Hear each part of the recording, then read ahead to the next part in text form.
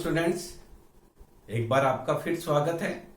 आज के इस वीडियो में हम व्यष्टि अर्थशास्त्र से रिलेटेड टॉपिक का अध्ययन करेंगे, जिसे पूर्ण प्रतियोगी बाजार के नाम से जाना जाता है।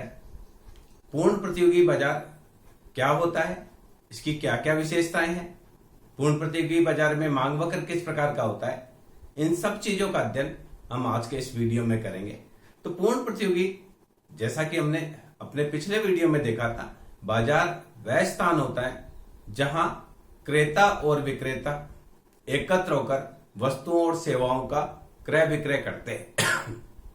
अर्थात बाजार वहां वह स्थान होता है जहां जिसके पास जो एक्सेस चीज होती है वो बाजार में उसको बेचने के लिए आता है, और जिसको जिस चीज की जरूरत होती है उस चीज को वह खरीदने के लिए आता है। हर आदमी अपना एक्सेस इस मार्केट में बेचता है और दूसरे का जो एक्सेस है वो अपने लिए खरीदता है। और बाजार में वस्तु के साथ साथ सेवाओं का भी क्रय विक्रय किया जाता है। जैसे वस्तु के रूप में हम चीनी लेकर आते हैं, चावल लेकर आते हैं, गुड़ लेकर आते हैं, ये वस्तु के रूप में। इसके अलावा हम डॉक्टर की सेवा लेते हैं, इंजीनियर की सेवा लेते हैं, कंपाउंडर की सेवा लेते हैं, टीचर्स की सेवा लेते हैं, तो ये सेवा के रूप में होता है। तो बाजार, अब बात ये होती है, प्रतियोगिता के आधार पर बाजार को तीन भागों में बांटा जा सकता है। पूर्ण प्रतियोगी बाजार, एकाधिकारी बाजार और अपूर्ण प्रतियोगी बाजार, जिसमें अपूर्ण प्रतियोगिता के और तीन अलग अलग पार्ट है। एकाधिकृत प्रतियोगिता, दयाधिकार और अल्पाधिकार। आज के इस वीडियो में हम पूर्ण प्रतियोगी बाजार की क्या क्या विशेषताएं होती है, पूर्ण प्रतियोगी बाजार किसे कहा जाता है, और पूर्ण प्रतियोगी बाजार में मांग वक्र किस प्रकार का होता है, इस पर ही अपना ध्यान केंद्रित रखेंगे। तो पूर्ण प्रतियोगी बाजार क्या होता है?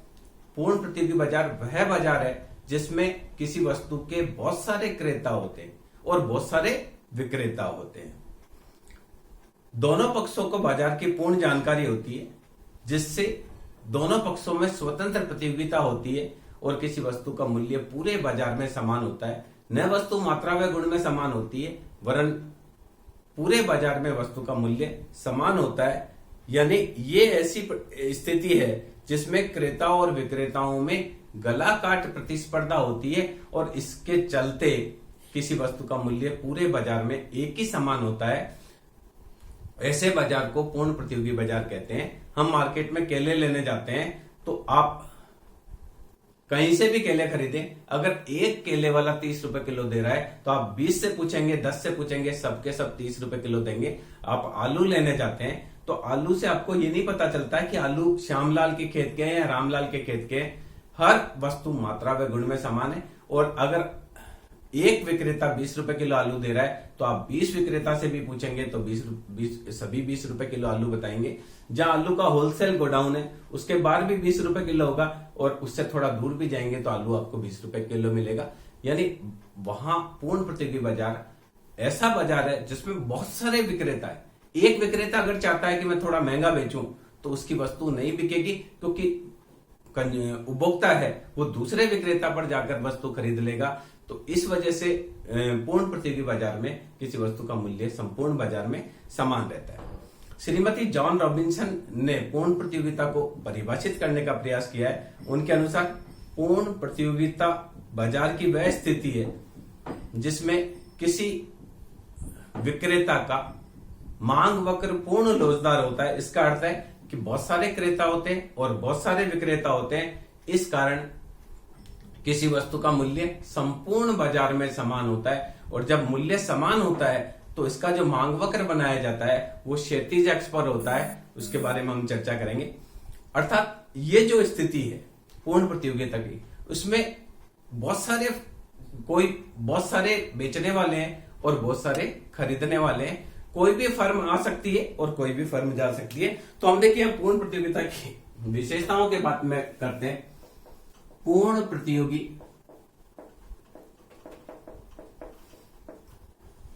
की विशेषताएं, उसके बाद हम इसका मांग वक्र देखेंगे। तो कि पूर्ण प्रतियोगिता की फर्मों को आने जाने की स्वतंत्रता,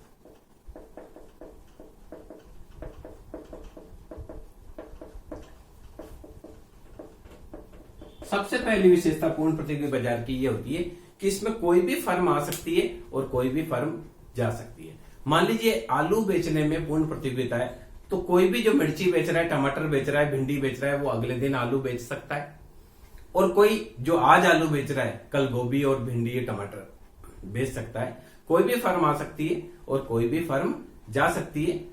किसी भी फर्म के आने जाने पर किसी भी प्रकार का कोई प्रतिबंध पूर्ण प्रतियोगिता में नहीं होता है। दूसरी चीज, अधिक क्रेता और विक्रेता।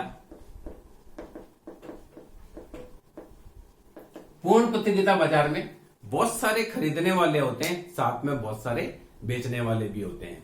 अब बहुत सारे खरीदने वाले का मतलब हर आदमी लगभग उस चीज को खरीदता है, और बेचने वाले भी बहुत सारे होते हैं। जितने भी सब्जी वाले हैं लगभग सब आलू रखते हैं, या जितने भी फ्रूट वाले हैं लगभग सब केले रखते हैं। सबकी रेट एक होती है। आलू अगर आप लेकर आलू आप पूछेंगे तो सब 20 रुपए किलो बताएंगे। इसी प्रकार से आप केले का भाव पूछेंगे तो सब 30 रुपए किलो बताएंगे, क्योंकि बहुत सारे खरीदने वाले और बहुत सारे बेचने वाले, और बेचने वालों में आपसी प्रतिस्पर्धा चलती है, तो धीरे धीरे वस्तु का मूल्य कम हो जाता है। और मूल्य इतना कम हो जाता है कि उस मूल्य से नीचे कोई भी नहीं बेच सकता। आप 1 किलो केले मांगेंगे तो भी 30 रुपए किलो मिलेंगे, 2 किलो मांगेंगे तो भी 30 रुपए किलो ही मिलेंगे, और 4 किलो भी लेंगे तो इसका कारण है कि आपस में प्रतिस्पर्धा के चलते पहले से ही उस वस्तु के विक्रय में लाभ बहुत कम होता है, तो उससे सामान्य रूप से रेट कोई भी कम नहीं कर सकता। तो बहुत सारे अधिक क्रेता होते हैं और अधिक विक्रेता होते हैं। तीसरी चीज देखिए, वस्तु मात्रा व गुण में समान होती है।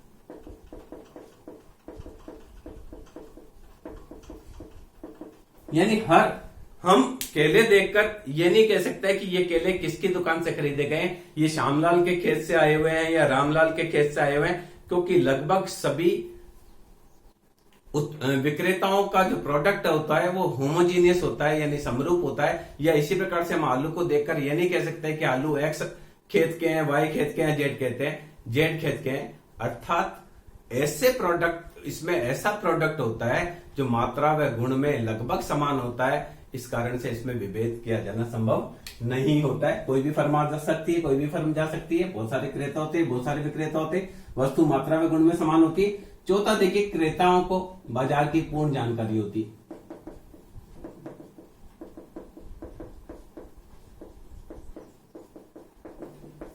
यह माना जाता है कि पूर्ण प्रतियोगी बाजार में विक्रेता ऐसी वस्तु का विक्रय करता है जिसकी क्रेताओं को पूर्ण जानकारी होती है। यदि विक्रेता उसका रेट ज्यादा भी लेना चाहता है, तो चूंकि क्रेताओं को पता होता है कि एक्स वस्तु जैसे आलू 20 रुपए किलो मिल रहे हैं, तो अगर कोई 25 रुपए किलो मांगेगा तो क्रेता उससे नहीं खरीदेंगे, क्योंकि बहुत सारे विक्रेता है, तो क्रेता किसी दूसरे विक्रेता के पास जाकर आलू खरीद लेगा।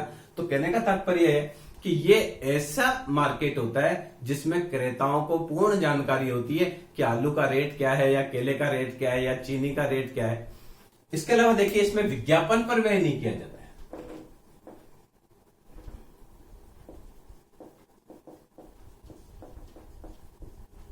विज्ञापन पर व्यय नहीं किया जाता है।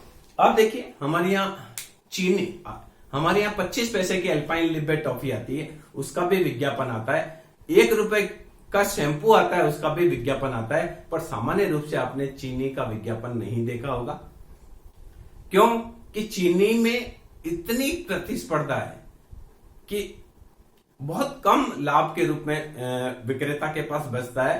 तो इस कारण से कोई भी विक्रेता इसका एडवर्टाइज नहीं करता, विज्ञापन नहीं करता है। नमक का विज्ञापन किया जाता है, 1 रुपए के शैंपू का विज्ञापन किया जाता है, बहुत सारी वस्तु का विज्ञापन किया जाता है। पर पूर्ण प्रतियोगिता में जो विक्रय की जाती है वस्तु, उसका कोई विज्ञापन नहीं किया जाता है। विज्ञापन इसलिए नहीं किया जाता है कि विभिन्न विक्रेताओं में आपसी प्रतिस्पर्धा के चलते वस्तु का मूल्य पहले से ही इतना कम होता है कि अगर वो विज्ञापन करेगा तो उसको जेब से भरना पड़ेगा। इसके अलावा देखिए, किसी प्रकार की पैकिंग नहीं होती।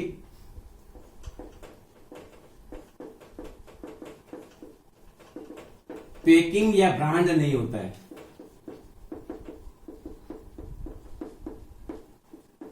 पूर्ण प्रतियोगिता में जो वस्तु का उत्पादन किया जाता है, इसकी कोई पैकिंग या ब्रांड नेम नहीं होता है। सभी वस्तु मात्रा व गुण में समान होती है, तो किसी भी प्रकार की कोई पैकिंग नहीं होती है। सामान्य रूप से आप चीनी लेने जाएंगे तो आपको नॉर्मल सी थैली में चीनी दी जाएगी। आप देखिए, नमक का ब्रांड है पर चीनी का ब्रांड नहीं है। कुछ आजकल सुपरमार्केट में मयूर शुगर और या इसके नाम से है, पर आपने कभी भी चीनी का विज्ञापन नहीं देखा होगा, क्योंकि आपस में प्रतिस्पर्धा के चलते चीनी को बेचने में बहुत ही कम प्रॉफिट होता है। तो सामान्य रूप से इसी वजह से इसमें पैकिंग भी नहीं की जाती है और किसी भी प्रकार का विज्ञापन नहीं किया जाता है। इसके अलावा देखिए साधनों की पूर्ण गतिशीलता, साधनों की पूर्ण गतिशीलता,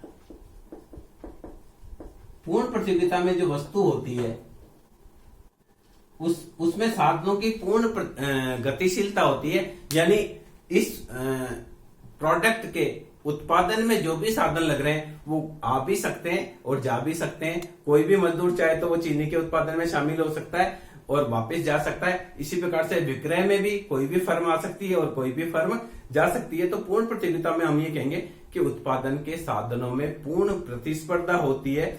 इस कारण से अगला देखिए परिवहन लागत की अनुपस्थिति।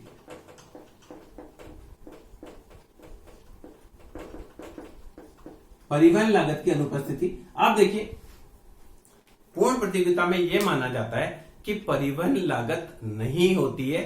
आप आलू का जो गोडाउन है उसके बाहर से भी आलू खरीदेंगे तो 20 रुपए किलो मिलेंगे, उसके 4 किलोमीटर दूर भी जाएंगे तो आपको आलू का रेट 20 रुपए किलो ही मिलेगा। इस कारण से चूंकि पूरे बाजार में वस्तु की कीमत समान होती है, इस कारण पूर्ण प्रतियोगी बाजार में यह माना जाता है कि there is no transportation cost, यानी परिवहन लागत नहीं पाई जाती है। इसके अलावा देखिए एक और इसकी मान्यता है, क्रेता व विक्रेता में निकट संबंध नहीं होता है।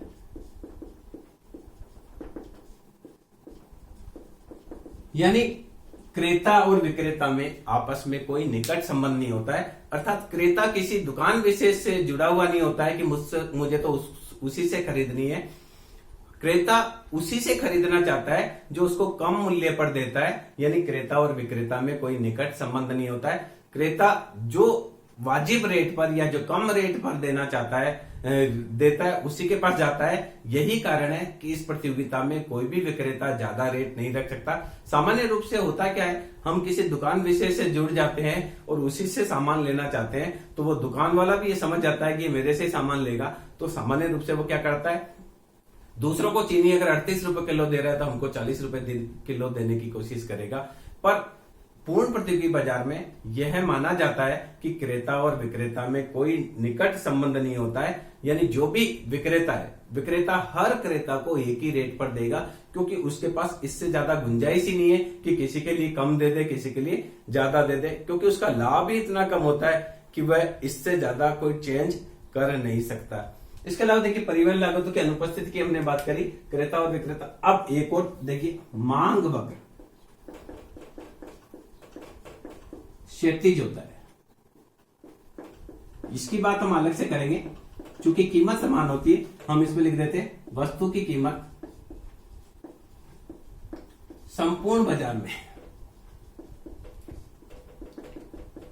में समान होती है। तो पूर्ण प्रतियोगिता में ऐसी वस्तु का उत्पादन किया जाता है जिसे हम कह सकते हैं कि वस्तु की कीमत पूरे बाजार में समान होती है, यानी एक कहीं पर भी आप जाएंगे तो वस्तु की कीमत समान रहेगी। तो मूल रूप से हम कहें कि पूर्ण प्रतियोगिता की क्या क्या विशेषताएं हैं, तो पूर्ण प्रतियोगिता बाजार की वह स्थिति है जिसमें बहुत सारे क्रेता होते हैं, बहुत सारे विक्रेता होते हैं, वस्तु मात्रा व गुण में समान होती है, वस्तु का मूल्य पूरे बाजार में समान होता है, कोई भी फर्म आ सकती है, कोई भी फर्म जा सकती है, फर्म का मांग वक्र क्षैतिज होता है, परिवहन लागतों की अनुपस्थिति होती है, क्रेताओं को बाजार की पूर्ण जानकारी होती है, क्रेता और विक्रेता में निकट संबंध नहीं होता है। इसके अलावा साधन उत्पादन के साधनों में पूर्ण गतिशीलता होती है और इसमें विज्ञापन पर व्यय नहीं किया जाता। ये हमने कुछ पूर्ण प्रतियोगिता की विशेषताएं देखी। अब देखिए जब आपस में प्रतिस्पर्धा होती है तो पूर्ण प्रतियोगिता में मांग वक्र किस प्रकार का होगा, इसके बारे में चर्चा करते हैं। मान लीजिए किसी वस्तु की कीमत है, वस्तु की कीमत है 10 rupees, 20 rupees, 30 rupees, 40 rupees, 50 rupees. किसी वस्तु की कीमत है पहले 10 रुपए 10 से 20 हो जाती है, 20 से 30 हो जाती है। तो अब देखिए जैसे जैसे कीमत बढ़ रही है वस्तु की मांग घटेगी, तो हम मांग में देखें तो यहां देखिए मांग पहले थी 100, तो 100 से रह गई 80, 80 से रह गई 60, 60 से रह गई 40, 40 से रह गई 20। यानी जैसे जैसे किसी वस्तु की कीमत में वृद्धि होती है, मांगी जाने वाली मात्रा में कमी होती है। यहां देखिए वस्तु की कीमत 10 रुपए, 20 रुपए, 30 रुपए, 40 रुपए, 50 रुपए। 50 रुपए पर मांग है 20, इस पर मांग है 40, इस पर मांग है 60, इस पर मांग है 80, और जब 10 रुपए कीमत है तो मांग है 100। 10, 20, 30, 40 और 50। और पूर्ति वक्र के बारे में हमने देखा था कि कीमत बढ़ने पर पूर्ति बढ़ती है। तो यहाँ 20 पूर्ति है तो यहाँ 40 हो गई, यहाँ 60 हो गई, यहाँ 80 हो गई, यहाँ 100 हो गई। हमने मांग और पूर्ति का अध्ययन किया था, तब उसमें देखा था कि सामान्य किसी वस्तु की कीमत में होने वाली कमी के साथ मांगी जाने वाली मात्रा बढ़ती है। तो यहाँ देखिए कीमत है 10 रुपए से 20 रुपए, 20 रुपए से 30 रुपए, 30 रुपए से 40 रुपए और 40 रुपए से 50 रुपए हुई है। जैसे जैसे कीमत बढ़ रही है मांगी जाने वाली मात्रा घट रही है। 10 रुपए पर मांग 100 थी, 20 रुपए पर 80 रह गई जैसे जैसे कीमत बढ़ रही है। और पूर्ति वक्र के बारे में हमने देखा था कि किसी भी वस्तु की कीमत में होने वाली वृद्धि के साथ पूर्ति में वृद्धि होती है। तो यहां देखिए तालिका में जब कीमत 10 रुपए थी तो पूर्ति 20 थी, कीमत बढ़ने के साथ पूर्ति और बढ़ती है। कीमत 30 हो जाती है, पूर्ति 60 हो जाती है, कीमत 40 हो जाती है, पूर्ति 80 हो जाती है। यानी पूर्ति वक्र पॉजिटिव ढाल वाला होता है। ये बताता है कि 10 रुपए पर पूर्ति 20 है, 20 रुपए पर पूर्ति 40 है, 30 रुपए पर पूर्ति 60 है, 40 रुपए पर पूर्ति 80 है। तो जहां मांग है वह पूर्ति वक्र आपस में एक दूसरे को काटते हैं, वहीं कीमत का निर्धारण होता है। तो पूर्ण प्रतियोगिता में बहुत सारे क्रेता होते हैं और बहुत सारे विक्रेता होते हैं, तो उनमें आपसी गला काट प्रतिस्पर्धा होती है। प्रतिस्पर्धा के चलते किसी वस्तु का मूल्य संपूर्ण बाजार में समान होता है। तो पूर्ण प्रतियोगिता में कीमत का निर्धारण जो होता है वो वस्तु की मांग व पूर्ति से निर्धारित होता है। अगर एक विक्रेता रेट कम करता है तो दूसरा भी विक्रेता रेट कम करता है, तीसरा भी कम करता है। धीरे धीरे पूरे बाजार में वस्तु का मूल्य समान हो जाता है और रेट इतनी कम होती है कि जिसमें इतना सामान्य लाभ होता है कि कोई भी विक्रेता उससे नीचे किसी वस्तु की कीमत कम कर नहीं सकता है। तो सामान्य रूप से पूर्ण प्रतियोगी बाजार में वस्तु का मूल्य धीरे धीरे संपूर्ण बाजार में समान हो जाता है।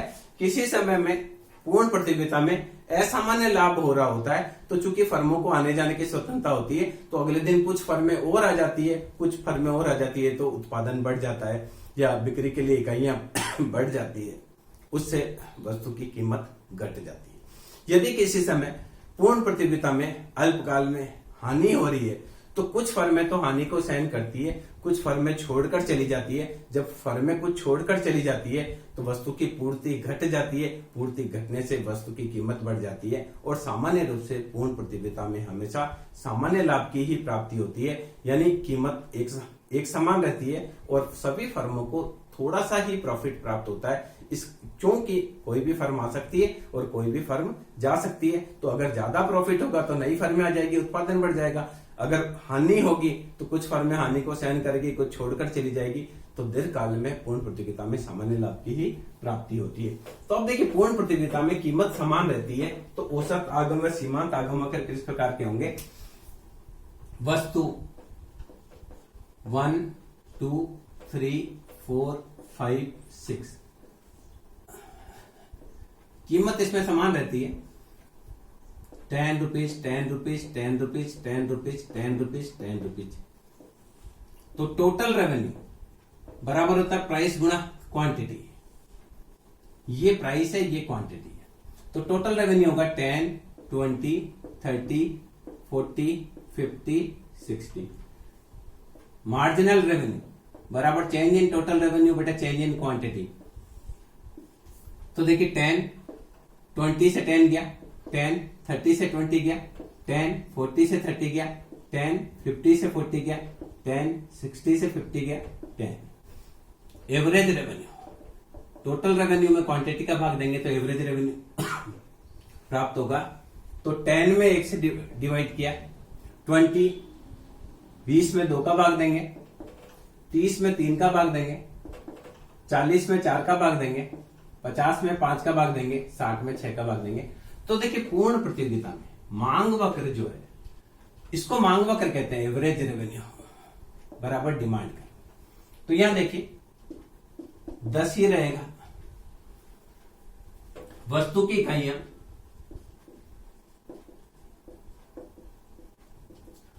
1, 2, 3, 4, 5, 6। एवरेज रेवेन्यू और मार्जिनल रेवेन्यू हमेशा 10 रहता है। एवरेज रेवेन्यू बराबर मार्जिनल रेवेन्यू बराबर डिमांड कर।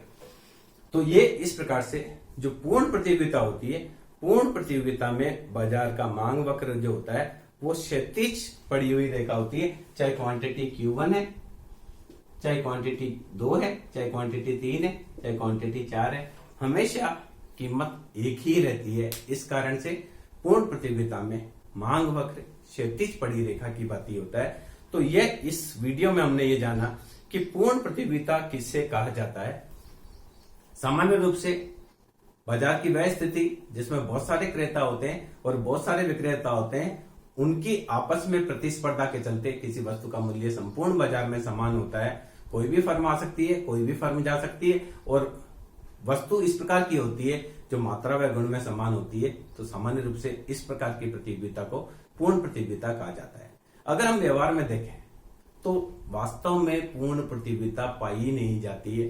कोई भी वस्तु ऐसी नहीं है जो मात्रा व गुण में समान हो या किसी भी वस्तु का मूल्य संपूर्ण बाजार में एक समान हो। आप आलू लेने जाते हैं, आलू 20 रुपए किलो है, आप 5 किलो मांगेंगे तो हो सकता है वो आपको 90 रुपए में दे देगा।